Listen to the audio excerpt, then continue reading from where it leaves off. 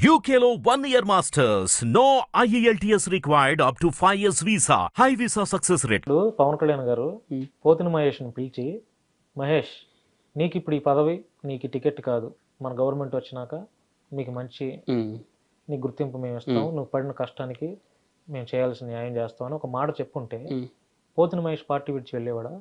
చెప్పలేదని మీరు అనుకుంటున్నారా? చెప్పలేదేమో కాబట్టే కదా మరి పోతిన మహేష్ లేదన్న, ఆయన ఎలక్షన్ కి ముందు కళ్యాణ్ గారిని కలిసినట్టుకున్నారు. మేబీ ఆయన పార్టీని వదిలిపెట్టడానికంటే ముందు కలిసి నేను చూసిన ఒక పోస్ట్ లో కళ్యాణ్ గారిని ఆయన కలిసిళ్ళు. నాదెండ్ల మనోహర్ గారిని కూడా ఆయన మీట్ అయ్యారు. కాబట్టి చెప్పే ఉంటారు విషయం, ఇది పరిస్థితి ఇప్పుడు నీకు ఇవ్వలేము, కుదరట్లేదు, మరి నెక్స్ట్ టైం చూద్దాం అని చెప్పి ఉండొచ్చు. అది నాకు నచ్చకపోయి ఉండొచ్చు, దానివల్ల ఆయన లెఫ్ట్ హ్యాండ్. ఇక దానికి మనం చేసేది ఏం లేదు. అంటే ఇప్పుడు రాజేష్ మహాసేన ఒకరు, కళ్యాణ్ దిలీప్ శంకర, పోతిన మహేష్, వీళ్ళ ముగ్గురు పార్టీని అంటే దూరం చేసుకోవటం వల్ల వీళ్ళ ముగ్గురికి అరే కొంత మన అనవసరంగా మాట్లాడామే ఈ పార్టీ గురించి అని అనుకుని ఉంటారా? అంటే ఇప్పుడు అధికారంలోకి వచ్చింది కాబట్టి కంపల్సరీ మీరు ఆ ముగ్గురులో కళ్యాణ్ దిలీప్ గారిని ఎగ్జిట్ చేయండి. ఆయన పవన్ కళ్యాణ్ గారిని ఏమనలేదు, ఆయన ద్వేషించలేదు. ఇప్పుడు రాజేష్ మహాసేన పవన్ కళ్యాణ్ గారిని ఓడిస్తానని స్టేట్మెంట్ ఇచ్చిండు. ఈయన పోతిన వెంకట మహేష్ కూడా కళ్యాణ్ గారిని ఆయన పర్సనల్ ఇంకా ఘోరం, ఇంకా ఈయన ఓడిస్తా అంతవరకే. ఈయన నీ భార్యను తీసుకుంటరా అన్న, లెజినోని పట్టుకరా, నీ 4వ భార్యతో నువ్వు గృహప్రవేశం చెయ్యి, ఇలాంటి క్వశ్చన్స్ అడిగింది నేను. ఎవరు? పోతిన వెంకట మహేష్. వీళ్ళు బాధపడి ఉంటారు. కళ్యాణ్ దిలీప్ గారు అయితే పవన్ కళ్యాణ్ గారిని ఏ రోజు ఒక మాట అనలా. ఆయన ఫ్యామిలీ విషయాలు కానీ ఆయన పర్సనల్ విషయాలు కానీ వచ్చినప్పుడు అందరికంటే ఎక్కువ మా అందరికంటే ఎక్కువ క్వశ్చన్ చేసింది కళ్యాణ్ దిలీప్ శంకర.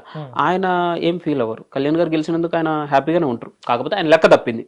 ఆయన అనుకున్నది ఏంది, ఈ అమ్మఒడి ఒకటి, తర్వాత 21 సీట్లు కాబట్టి జనాల్లోకి అది వెళ్ళకపోవచ్చు, ఆ ఇంపాక్ట్ ఈసారి ఎలక్షన్లో జగన్కి ఎడ్జ్ చూపెట్టొచ్చు అనే లెక్కలు ఆయన వేసుకున్నాడు. ఆ లెక్క తప్పింది అంతేగాని పవన్ కళ్యాణ్ గారిని అనవసరంగా నేను అన్నానే, అసలు అంటే కదా అనవసరం అనే మాట రావడానికి, అసలు ఆయన అనలే, ఆయన ఏమనలే, జస్ట్ ఎడ్జ్ ఉంది అన్నారు.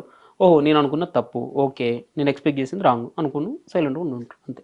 తమ్ముడు, ఇప్పుడు మన 2 తెలుగు రాష్ట్రాల్లో ఉన్న మనుషులు అనే మన అందరం ఒక్కొక్కరు ఒక్కొక్క అభిమాన నాయకుడునో లేకపోతే హీరోనో మన అభిమాన నాయకుడిగా లేకపోతే మన ఫేవరెట్ హీరో అని చెప్పుకుంటాం.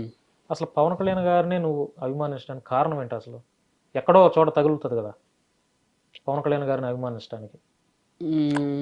ఏమన్నా సినిమాలు చూడటం, మెయిన్ అయితే మూవీస్ అన్న. చిన్నప్పటి నుంచి ఏమన్నా నాకు బాగా గుర్తున్నా 2003 అని కూడా గుడుంబ శంకర్ రిలీజ్. అది నేను అప్పుడు స్కూల్కి అప్పుడే పోతున్నా.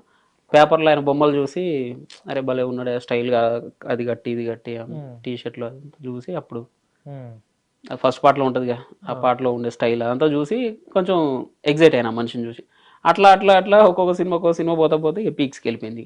ఇప్పుడు పొలిటికల్ పార్టీ పెట్టారు కాబట్టి ఇంకా అది మీ అభిమానం పెరుగుతూ వచ్చింది అంతే, అంతమించి ఏం కారణం. తమ్ముడు, ఇప్పుడు నువ్వు జనసేన పార్టీని బలోపేతం చేస్తూ నీ వీడియోస్ చేస్తున్నావు కదా, అంటే సుమారు ఒక 4-5 ఏళ్ళు అవుతుందా? అదే పార్టీ పెట్టినప్పటి నుంచే 10 ఏళ్ల నుంచే సోషల్ మీడియాలో ఎప్పటి నుంచి ఉన్నావు? అయితే అన్న దీనికి ఎట్లా చెప్పాలంటే టిక్ టాక్ నుంచి అనుకోవచ్చు అన్న. మరి అది ఏ ఇయర్ లో స్టార్ట్ అయింది, 18, 17, మరి నాకు అంత ఐడియా లేదు. అప్పటి నుంచి ఉందన్న. అప్పటి నుంచి ఉన్నావు కదా? ఉన్నాను.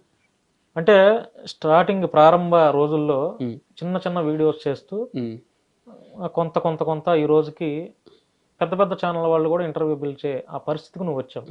అంటే నువ్వు 2 తెలుగు రాష్ట్రాల్లో నీ పేరు కానీ నీ ఫేస్ కానీ ఐడెంటిఫికేషన్ అయిందని మేము అనుకుంటున్నాం. అంటే ఈ 7-8 ఏళ్ళటువంటి ఈ ట్రావెలింగ్ లో నువ్వు ఎక్కువగా సంతోషపడినటువంటి అంశం ఏంటి, ఎక్కువగా బాధపడినటువంటి అంశం ఏంటి? సంతోషపడ్డా అంటే